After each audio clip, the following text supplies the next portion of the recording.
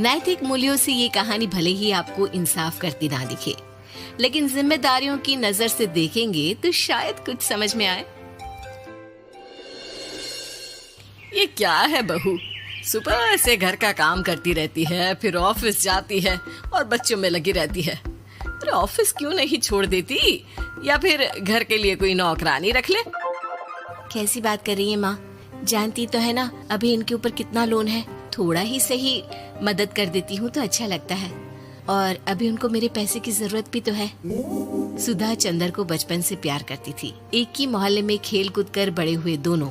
जहाँ सुधा संपन्न परिवार से थी तो वहीं चंदर का परिवार आर्थिक परेशानियों से जूझता ही रहा। लेकिन सुधा की जिद के आगे किसी की नहीं चली।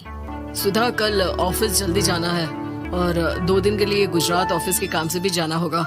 अरे कैसी बात कर रहा है बेटा, बहू को अगले महीने बच्चा होने वाला है, इस वक्त तो उसके साथ रहे। अरे कोई बात नहीं ना माँ, उनको जरूरी काम होगा, वरना मेरा चंदर ऐसे वक्त में मुझे छोड़कर कभी नहीं जाता। चंदर सुबह घर से निकलता तो आधी रात को घर में घुसता, वो भी शराब के नशे में। चंदर की माँ उसे खूब समझाती। अरे माँ, देख रही हो ना कितना कर्जा है सर पर, काम करना पड़ता है, दिन रात काम नहीं करूँगा तो घर कैसे चलेगा। अरे लेकिन बहू को भी तो देख लिया कर, इस हालत में भी घर का बाहर का सारा काम करती है। चंदर तो जैसे माँ की बात सुनकर भी अनसुना कर देता है। ऑफिस के बाद चंदर का फोन माँ के पास आता है। माँ, वो ऑफिस के काम से आज रात के लिए पास के शहर के ऑफिस जाना पड़ रहा है, कल सुबह आ जाऊंगा। सुधा रात को कमरे में सो रही होती है कि उसके पेट में दर्द होता है। सुधा चंदर को वीडियो कॉल करती है। इनको फोन कर लो, शायद कुछ आराम मिले। लेकिन 10 बार फोन करने पर भी वो सुधा का फोन नहीं उठाता। ऑफिस के काम से गए हैं, हो सकता है बिजी हो, कितनी मेहनत कर रहे हैं हम लोगों के लिए। सुधा सो तो जाती है, लेकिन अकेले उसे कमरे में डर लगता है। अगले रोज चंदर घर आता है, जहाँ सुधा ऑफिस जाने के लिए तैयार हो रही थी। तुम आज भी ऑफिस जाओगे? कल रात भर तो ड्यूटी की है, थक जाओगे, छुट्टी ले लो ना।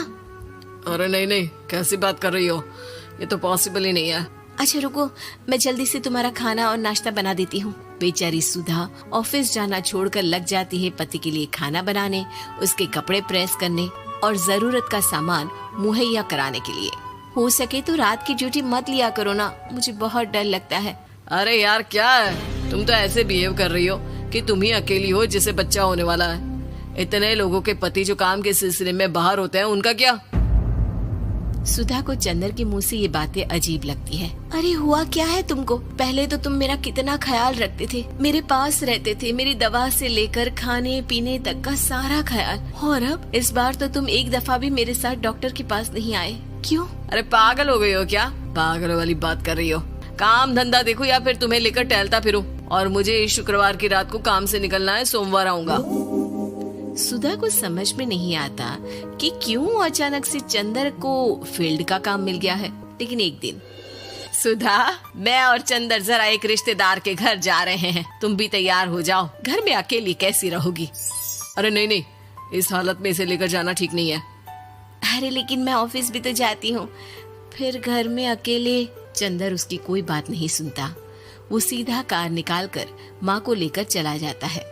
सुधा घर के काम में लग जाती है कि अचानक उसकी नजर चंदर के बैग पर पड़ती है, जिसमें एक कागज दिखाई देता है।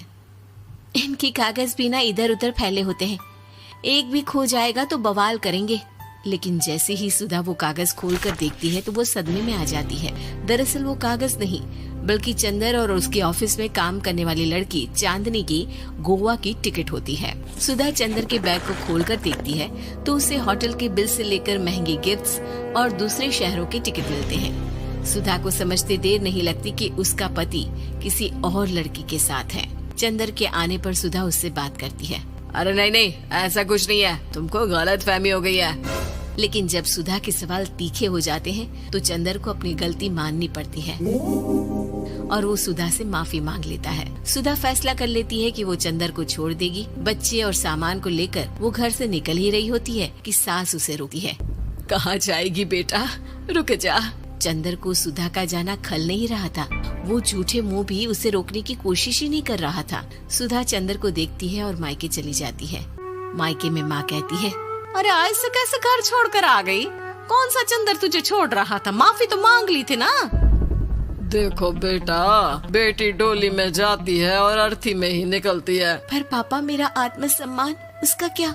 आपने मुझे पढ़ाया लिखाया है, इस लायक बनाया कि मैं खुद का खर्चा उठा सकूं, बेटी को पढ़ा सकूं, एक अच्छा जीवन पाऊं। अरे लेकिन पति की जरूरत तो होती है ना सुधा दीदी, और अगर आपको नहीं है तो इस बच्ची का सोचो जो अपने पिता से इस कदर जुड़ी है। आने वाले बच्चे की सोचो जिसके आने से पहले ही आपने पिता का प्यार से दूर करने की सोच ली। सुधा फोन देखती है लेकिन चंदर का कोई कॉल नहीं होता। वो समझ नहीं पाती कि अपने आत्म सम्मान के बारे में सोचे या बच्चों के बारे में।